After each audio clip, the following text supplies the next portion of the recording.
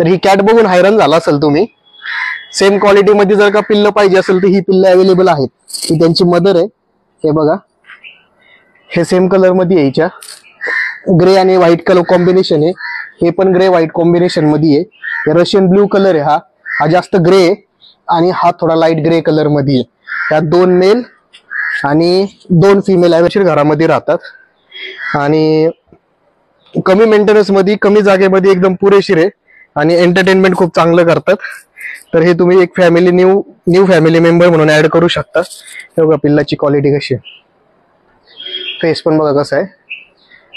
हे बघा, हे पिल्लाचं, हे पण पिल्लू बघा कसं आहे.